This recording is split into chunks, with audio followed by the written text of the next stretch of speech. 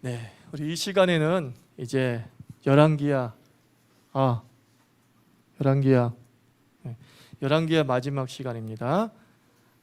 구루터기 신앙이란 제목으로 열왕기야 25장을 살펴봅니다. 구루터기 신앙. 1절부터 7절까지인가요?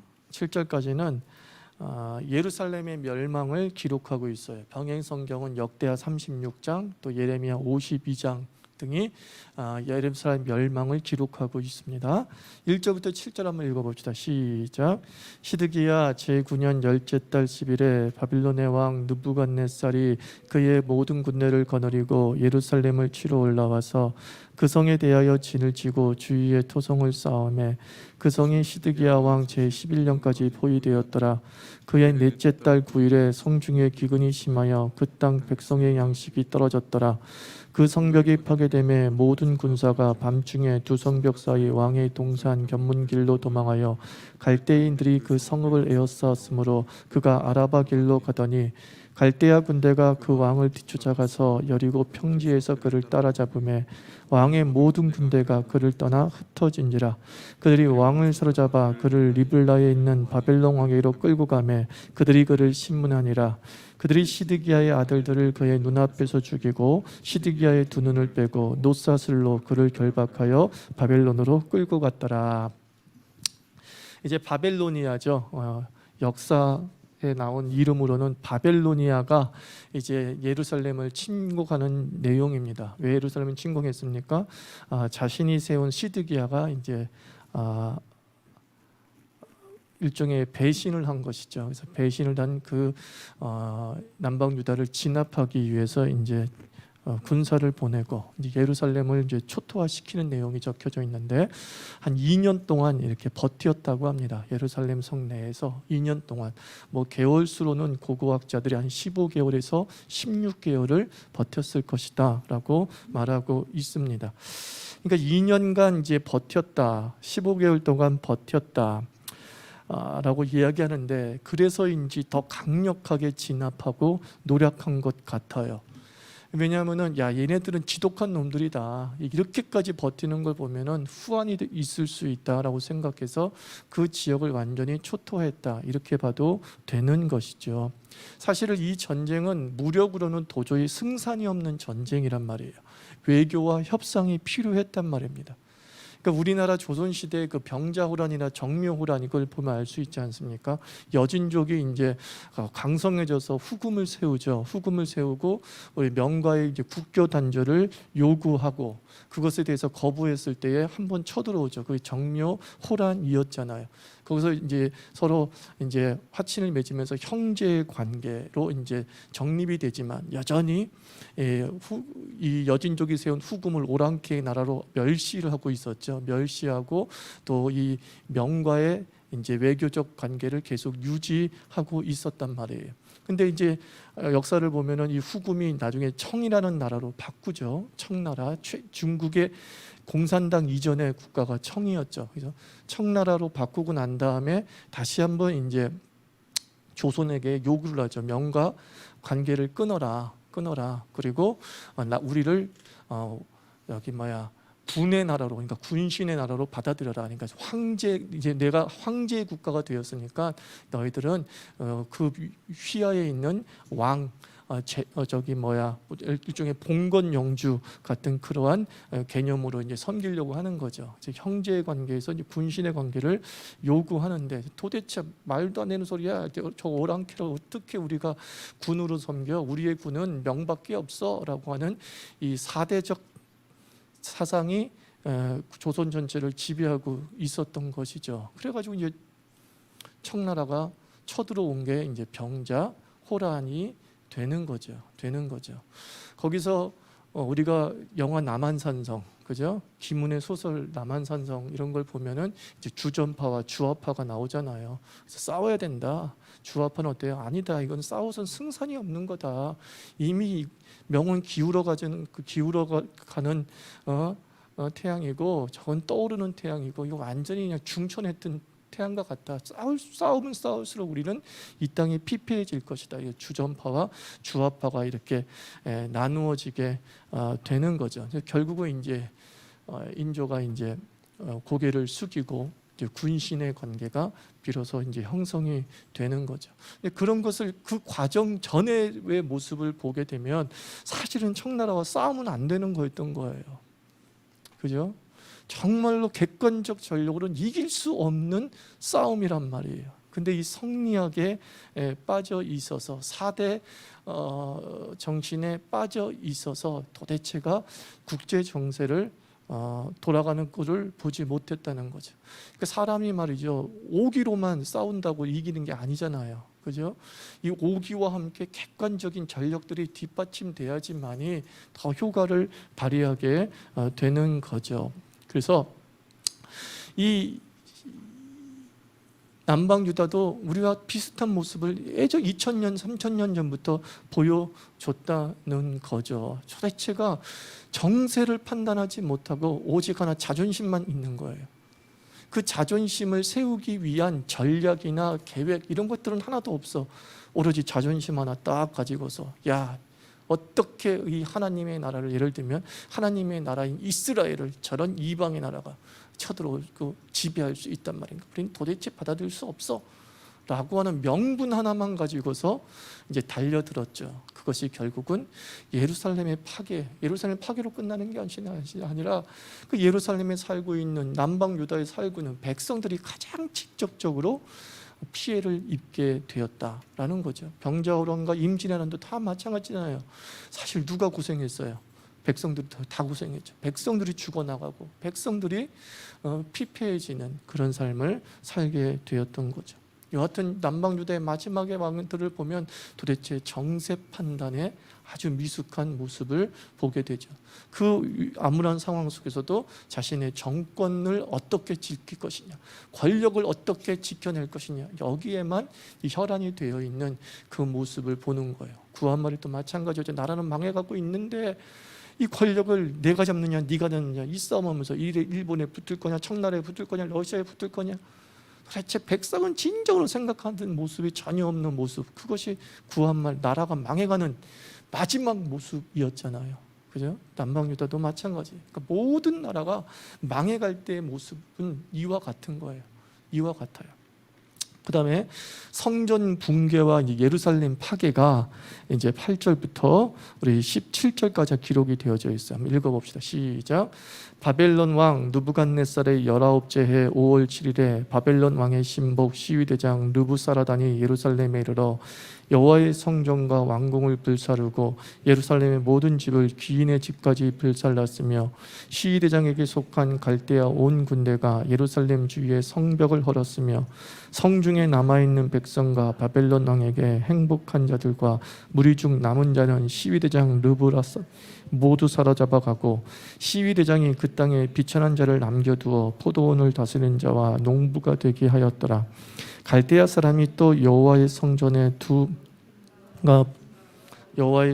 놋바다를 깨뜨려 그 놋을 바벨론으로 가져가고 또 가마들과 부삽들과 부집개들과 숟가락들과 섬길 때에 쓰는 모든 놋그릇을 다 가져갔으며 시위대장이 또 불 옮기는 그릇들과 주발들 곧 금으로 만든 것이나 은으로 만든 것이나 모두 가져갔으며 또 솔로몬이 여호와의 성전을 위하여 만든 두 기둥과 한 바다와 받침들을 가져갔는데 이 모든 기구의 높이를 헤아릴 수 없었으니 그 한 기둥은 높이가 18규빗이요 그 꼭대기에 높머리가 있어 높이가 3규빗이요 그 머리에 둘린 그물과 석류가 다 놋이라 다른 기둥의 장식과 그물도 이와 같더라. 이제는 예루살렘의 성벽이 무너지고 이제 바벨로니아의 군대들이 쳐들어와서 성전을 붕괴시키고 그리고 예루살렘을 파괴시키고 그 성전 안에 있는 또 예루살렘의 궁 안에 있는 모든 기물들을 다 이제 약탈해 가는 거죠. 남김없이 약탈해 가고 그것으로 끝나는 것이 아니라 대부분의 이제 권력층에 있는 소위 말해서 지도부라고 해야 되겠죠. 지도층에 있는 사람들, 전 관계 종교계에 있는 내노라 하는 사람들은 다 어떻게 해요? 포로로 잡아갔어요. 왜냐하면 이 사람들이 반란의 씨앗이 될 수 있기 때문에 그들을 완전히 빼앗아갔어요. 그 다음에 남아있는 자는 누구래요? 보면은 12절 같은 데 보면 비천한 자는 또 농부들은 이렇게 남게 했다. 일반 말로 평민들 이야기하는 거예요. 우리 같은 백성들은 그냥 그곳에 남게 해서 그 땅을 계속 경작하고 다스릴 수 있게 해주었다. 근데 요 내용만 보면은요, 누구에게 유리하냐면 평민에게 유리해요. 그 땅을 다 가지고 있는 사람들은 어떤 사람이에요? 이스라엘 민족도 점점 시간이 흘러가면서 부의 집중 현상이 벌어졌잖아요. 각자 자기의 기업은 가지고 있었지만 어떻게 빚지고 뭐 하면서 그 기업을 팔아넘기고 하는 그런 일이 있었고, 한 번도 희년 자신의 땅을 각자의 조상에게 족속에게 돌려준다고는 희년이 선포된 적이 없잖아요. 그러니까 점점 부의 집중이 일어났어요. 그런데 어떻게 됐다는 거예요? 바벨론이 쳐들어오면서 모든 지도층들을 데리고 가버렸어요. 바벨론으로 자신의 땅 중심으로 데리고 갔어요. 그리고 나서 그 땅을 경작하고 실제로 그 땅을 건강하게 만드는 사람들을 남겨두었어요. 그 백성 입장에서는 정말 어떻게 보면 희년이 된 거예요. 이스라엘에 의해서 희년이 된 게 아니라 침략자에 의해서 희년이 된 거죠. 자신의 땅을 갖게 된 거예요. 누구에게 소작농으로 소작세를 바칠 필요가 없이 그냥 그 땅에서 농사 짓고 이제 국세만 내면 되는 거죠. 국세만 내는 그런 놀라운 희년이 역설적으로 벌어졌어요. 역설적으로 벌어졌어요. 물론 나중에 이제 정통성 시비가 이제 벌어지게 되죠. 70년 만에 돌아온 사람들에 의해서 정통성 시비가 벌어지죠. 요즘 우리말로 우리가 걱정하는 게 그거잖아요. 통일되면 그 북한에서 넘어온 옛 땅 주인들의 땅은 어떻게 되느냐 그러잖아요. 어떻게 돼야 되죠? 권리를 주장하면 안 되죠. 권리를 주장하면 안 되죠. 근데 이제 나중에 온 70년에 뒤에 돌아온 사람들과 남아있는 사람들 사이에 이제 갈등 관계, 그리고 어떤 종교적 차이들이 이제 발생하게 되는 일이 있어요. 근데 조심스럽게 저는 얘기합니다. 어떻게 보면은 한 번도 선포되지 않았던 희년이 파괴라고 하는 아주 아이러니한, 침략이라고 하는 아이러니한 방식으로 한 번 정도 이스라엘 역사에서 성취된 적이 있다라고 하는 겁니다. 자, 그 다음에 이제 유다 백성이 이제 바벨론으로 사로잡혀가는 내용이 18절부터 우리 21절까지입니다. 한번 18절부터 21절 읽어봅시다. 시작. 시위대장이 대제사장 스라야와 부제사장 스바냐와 성전 문지기 세 사람을 사로잡고 또 성중에서 사람을 사로잡았으니 곧 군사를 거느린 내시 한 사람과 또 성중에서 만난 바 왕의 시종 5사람과 백성을 징집하는 장관의 서기관 1사람과 성중에서 만난 바 백성 60명이라. 시위대장 느부사라단이 그들을 사로잡아 가지고 리블라 바벨론 왕에게 나아가매 바벨론 왕이 하맛 땅 리블라에서 다 쳐 죽였더라. 이와 같이 유다가 사로잡혀 본토에서 떠났더라. 자, 사로잡혀 간 사람 중에 상당수가 어떻게 됐대요? 죽었어요. 그러니까 이게 반란의 배신의 주도 세력을 죽였겠죠. 그죠? 그냥 끌고 간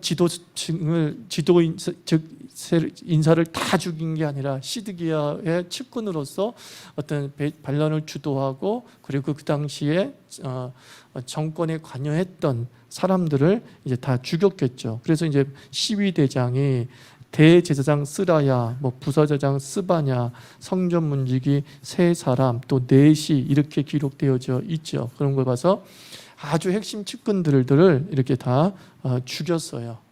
죽였어요. 다 죽이지 않았다는 것은 어떻게 할 수 있냐면은, 여러분 바벨론 시대에 국무총리까지 한 사람이 누구예요? 유다 사람이면서 다니엘. 다니엘도 귀족층이었어요. 그런데 그런 다니엘이 죽지 않고 등용이 됐잖아요. 그래서 이제 끌려간 사람을 다 죽인 것이 아니라 그 시드기야와 주동 세력들이 있을 거 아니에요. 그죠? 그 주동 세력들, 그런 세력들을 죽이고, 그다음에 뭐 제사장을 죽였다라고 하는 건 뭐냐면은 그 여호와 신앙으로 계속 바벨론을 거부하게 만드는 사람들이었잖아요. 이들이. 그런데 이제 그들이 다시 그러한 마음을 심어줄까 생각해서 이제 다 죽인 것이죠. 그런데 성경에 기록된, 즉 이 바벨론의 침략 때에 활동했던 선지자들 또는 포로 때 활동했던 그 선지자들의 메시지 속에는 뭐가 담겨져 있어요? 바벨론을 항복하라. 또 바벨론의, 에레미야는 심지어 뭐라고 그래? 바벨론의 평안을 위해서 기도하라. 바벨론이 잘 되기를 위해서 도리어 기도하라. 그러니까 너희들이 70년 동안 다시 이 땅에 돌아오기 위해서 필요한 건 뭐냐? 이 바벨론이 좀 안정이 되면서 너희가 그 땅에서 잘 살아야지만이 70년이라 뒤에 후일의 기약이 남게 된다라는 거죠. 에스겔도 그런 입장이었어요. 에스겔도 바벨론과 친하게 지내라 라고 이야기를 하죠. 근데 그런 사람들이 다 지금 후일 역사를 평가하는 하나님의 사람들이 그 에레미야의 말이 맞다, 에스겔의 선지자의 말이 정말 하나님의 계시를 보는 것이 맞다라고 하면서 그의 문서들을 뭘로 받아들인 거예요?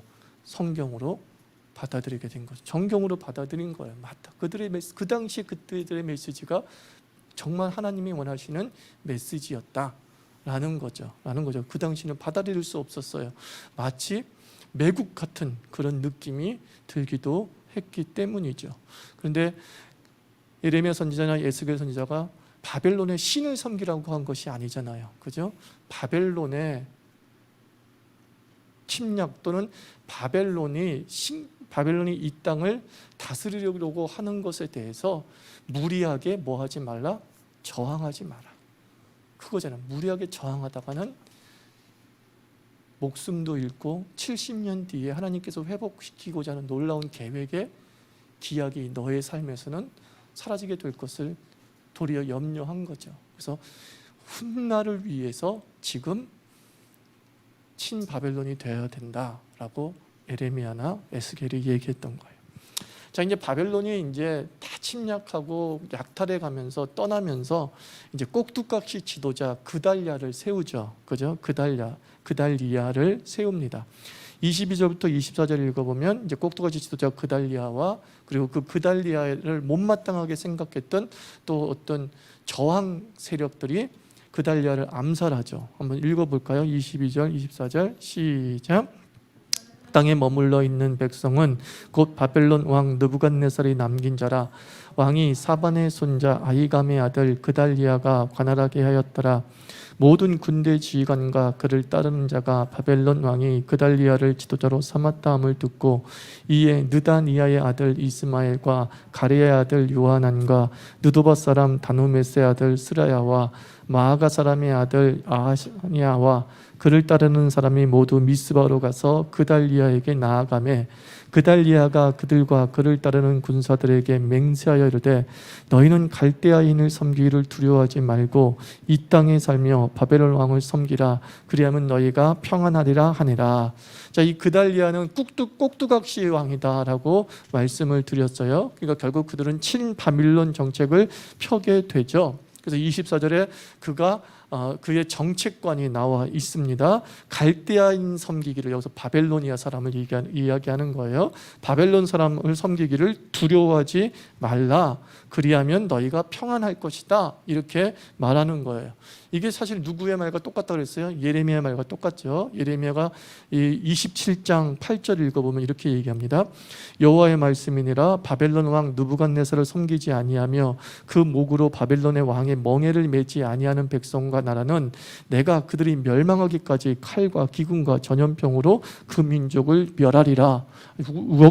역설적으로 이야기를 한 거예요. 바벨론 왕을 따라서 살라 라고 하는 말을 그를 따르지 아니하면 내가 너희를 죽일 것이다 라고 하는 좀 역설적인 방법으로 친바벨론 성향을 예레미야가 이제 드러내고 있죠. 여기서 섬긴다는 말이 신으로 섬긴다 그런 말이 아니에요. 통치를 받아들이라 이 얘기를 하는 거예요. 통치를 받아들여라 라는 이야기를 하고 있는 거죠. 그러나 왕으로는 절대 신으로는 받아들일 수 없었던 것은 느부갓네살이 자기가 신상을 만들고 이제 섬기라고 자기의 신상을 만들고 섬기라고 했을 때는 다니엘과 그리고 다니엘의 세 친구는 어떻게 했어요? 안 된다고. 우리는 여호와 하나님만 섬길 수 있다. 즉 여호와 하나님만 믿을 수 있지 왕을 신으로 섬길 수 없다라고 하면서 종교적 저항은 여전히 계속되고 있었죠. 그러나 정치적 어떤 통치에 대해서는 받아들여라. 이것이 훗날을 기약할 수 있는 하나님의 방법이다. 하나님의 섭리다. 라고 하는 것을 예레미야가 이야기했고, 이 꼭두각시는 그 예레미야의 말을 따라서 했다기보단 꼭두각시니까 이제 친바벨론 정책을 말할 수밖에 없었던 거겠죠. 그런데 여하튼 이것에 대해서 이제 못마땅했어요. 이미 완전히 나라는 초토화됐어요. 나라는 초토화됐는데 이 그달랴가 이제 못마땅한 거예요. 그래가지고 어떻게 했어요? 이제 25절 26절 한번 읽어봅시다. 시작. 7월에 왕족 엘리사마의 손자 느다니아의 아들 이스마엘이 부하 10명을 거느리고 와서 그달리아를 쳐서 죽이고 또 그와 함께 미스바에 있는 유다 사람과 갈대아 사람을 죽인지라. 노소를 막으라고 백성과 군대 장관들이 다 일어나서 애굽으로 갔으니 이는 갈대아 사람을 두려워함이었더라. 자, 이스마엘과 몇몇 사람들이 그달리아를 죽였대요. 그런데 이제 이것이 계획적이고 그리고 매우 조직적인 항전인가? 그렇진 않아요. 매우 즉흥적인 항전이었다라는 것을 알 수 있어요. 왜냐하면은 26절 보면은 그 일이 벌어지고 난 다음에 노소를 막론하고 백성과 군대 장관들이 다 일어나서 애굽으로 어떻게 했어요? 갔다. 이건 무슨 피난 갔다, 도망갔다 그런 뜻입니다. 그죠? 뭔가 일을 저질러 놨는데 저질러 놓고 난 다음에 뭘 못한 거 수습을 못 하겠는 거야. 저질러 놨어. 그달랴는 죽였어. 친 바벨론파를 죽이긴 죽였어. 그러면 어떻게 해야 돼요? 이제는 이 남방 유다를 이 땅을 다스려야 되잖아. 군사적도 필요하고 분명히 바벨론이 쳐들어올 걸 알기 때문에 그 바벨론과 대항할 수 있는 어떤 군사도 있어야 되잖아요. 그게 하나도 없었던 거예요, 사실은. 그냥 못마땅해서 죽여놓은 거예요, 일단은. 그리고 난 다음에 이러다 우리도 죽겠네 하고 도망쳐 버렸어요. 너무 무책임한 항전이죠. 너무 무책임. 자기는 도망갈 수라도 있잖아. 근데 그 일로 말미암아 이 남방 유다 땅 인간들은 안 되겠네 라고 하면서 그나마 남아있던 농부들, 평민들 어떻게 할 수 있어요? 그 당시는 다 죽일 수도 있는 거예요. 민족 전쟁 자체가 민족 말살과도 연결되어지던 시대이기 때문에 야 니네들 도대체가 니네들 안 되겠다. 니네들 다 죽어버려. 할 수 있는 그런 잔혹한 시대였기 때문에 백성이 더 위험했던 거예요. 정말 무책임한 거예요. 저질렀으면 책임을 져야 될 거 아니에요. 그러니까 뭐냐면은 제가 독립운동 항전을 하지 말라 그런 뜻이 아니라 최소한 명분이 거룩한 것이라고 한다면 그 명분의 외연을 좀 확장해야 되는 거고 선한 일일수록 좀 조직하고 계획해야 될 필요가 있는 것이지 그 순간의 감정 때문에 그 순간의 감동 때문에 하나님의 사람이 이방의 사람한테 다스림받는 건 있을 수가 없어. 자기 마음속에 흥분 하나만 가지고서 선한 일을 시도했을 때 얼마나 큰 민폐를 끼칠 수 있는가를 아는 거예요. 하나님이 주신 좋은 감동은 조직이 필요하고 계획이 필요한 거예요. 하나님이 거룩한 사명은요 조직이 필요하고 계획이 필요한 거예요. 그게 무슨 뜻이냐면 쉽게 설명하면 이거예요, 여러분들. 제가 예전에 그런 말씀 많이 드렸잖아요. 70년대 80년대 초까지 우리 한국에 무수한 군소교단이 생기죠. 군소교단이 뭐냐면 이제 우리가 대한민국 장래 합동교단이잖아요. 그런데 서로 맞지 않는다고 툭 튀어나가가지고 한 10개, 20개 정도의 사람들이 교단을 만드는 거야. 그리고 난 다음에 자기 신학교를 하나 세우고 났고 그 신학교에서 그냥 1년, 2년 등록만 해도 목사 한 수를 막 주는 거야. 하나님께 감동받은 사람이 목사 안수를 받으려니까 자꾸 신대원 시험 떨어지네. 신대원 시험 떨어지니까 이제 감동받은 건데 이거 내가 하나님이 나를 부르신 건데. 근데 주위를 돌아보니까 뭐예요? 입학금만 내면 목사 안수를 주는 교단들이 세고 셌네. 그런데 들어가는 거야. 이것과 똑같은 거예요.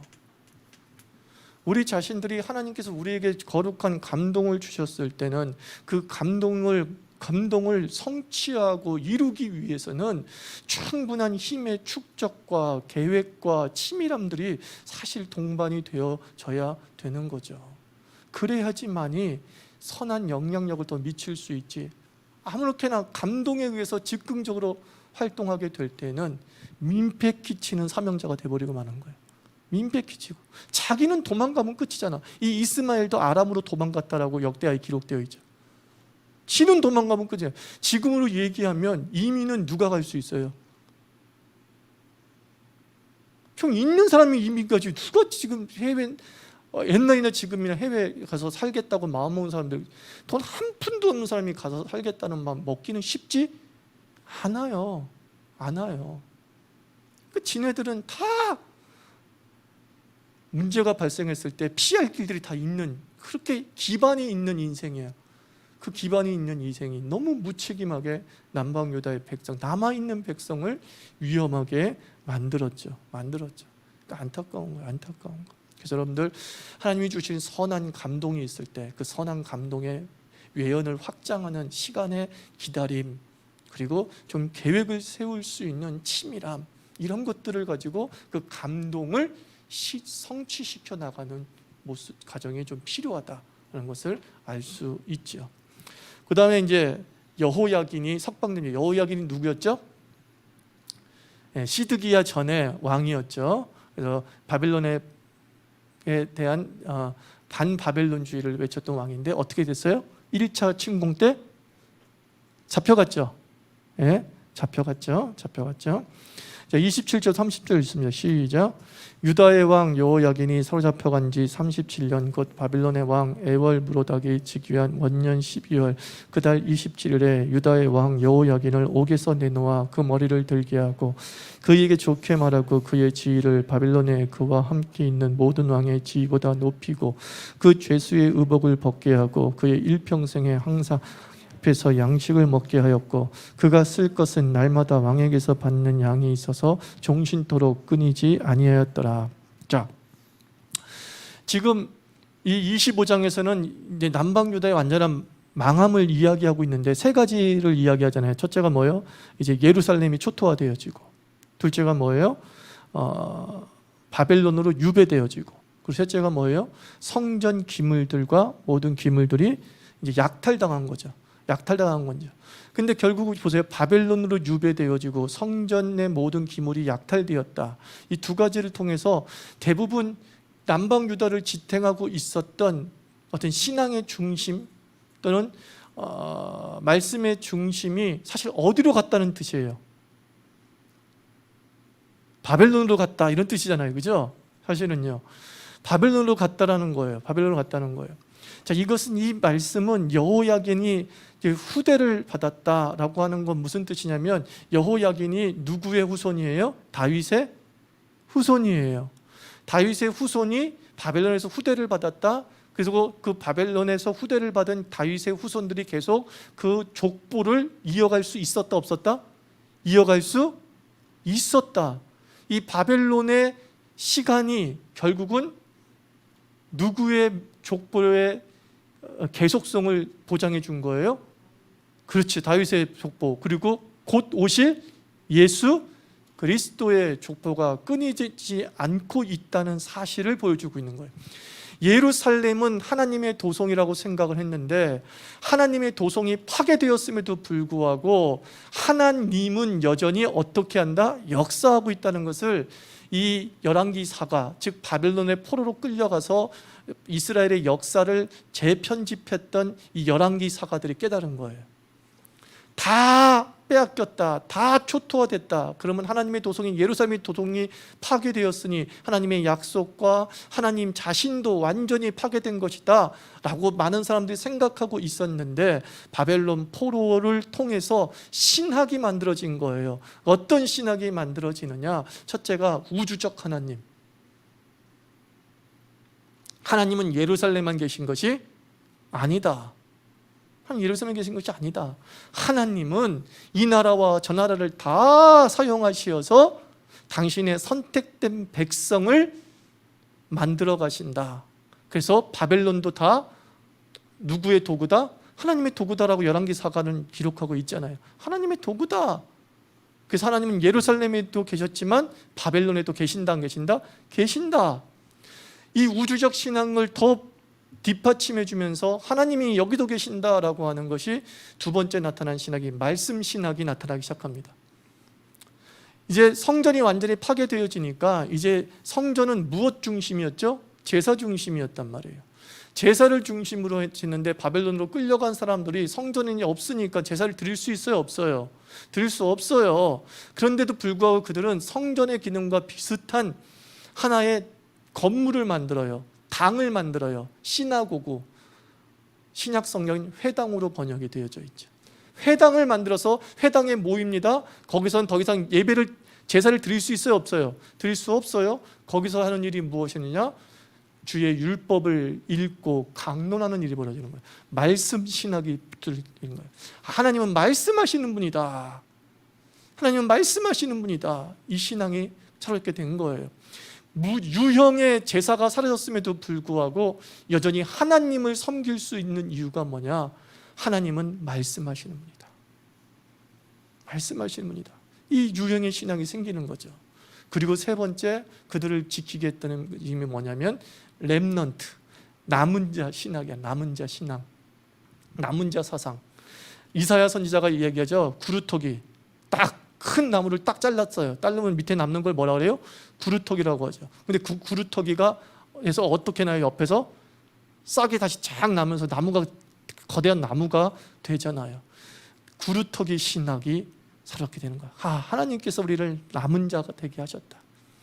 바로 그 구루토기가 바로 우리이다 라고 희망을 갖는 거죠. 그 희망 때문에 70년을 버틸 수 있었고, 그 70년 뒤에 그들은 다시 예루살렘으로 와서 다시 한번 하나님 말씀 중심의 신학을 그 팔레스타인 지역에 뿌리내리게 하게 하고, 그것이 예수님 시대까지 계속 이어지게 된 거죠.